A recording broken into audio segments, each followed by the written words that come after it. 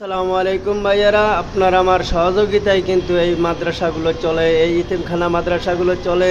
তাই বলছি যে যা পারেন অবশ্যই 2-4 টাকা আল্লাহর রাস্তে দিয়ে যাবেন।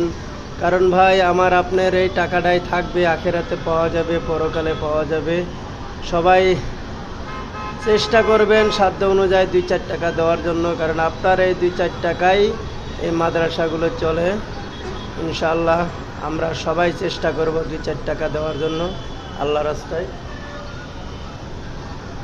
দান করিলে ভাই কমে না ভাই। আপনি 2 টাকা দান করলে, যে আগে শুনতাম 1 টাকা দান করলে 70 টাকা নাকি সব পাওয়া যায়। আলহামদুলিল্লাহ ভাই, আসুন ভাই আমরা 2-4, 5-10 টাকা যে যা পারি আল্লাহ রাস্তায় অবশ্যই দান করার চেষ্টা করব। দেখেন ভাই কত লোক চলে যাচ্ছে, কিন্তু দান করার মতো এরকম ভাগ্য আর কয়জনের হয়। দেন ভাই দেন, আল্লাহ রাস্তায় দিয়ে যান।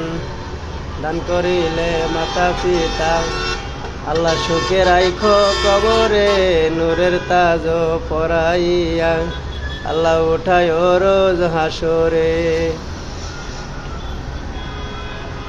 হাসর হবে তামার জমিন, উম্মত বলবে পানি পানি, নবী বিনে পানি দেওয়ার সদকাও থাকবে না। আসেন ভাই আসেন, আল্লাহ রাস্তায় দিয়ে যান। দান করিলে ভাই কমে না রে ভাই, আখেরাতে পাবেন, পরকালে পাবেন। এটাই থেকে যাবে ভাই। দুনিয়াতে যে যত কিছুই করি না কেন কোনো লাভ নেই, সব কিছু ফেলে চলে যেতেই হবে একদিন এই দুনিয়া ছেড়ে। আসুন যে যা পারি মাদ্রাসায়, এতিমখানায়, মসজিদে, গরিব অসহায় মানুষের 2-4 টাকা যে যাই পারি আল্লাহর রাস্তায় দান করি।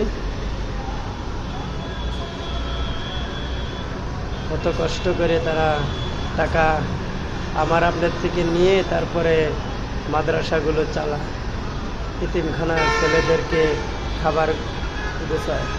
তাই বলছি সবাই দান খয়রাত করবেন এবং সাহায্যের হাত বাড়িয়ে দেবেন। ধন্যবাদ সবাইকে আজকের মতামত থাকার জন্য।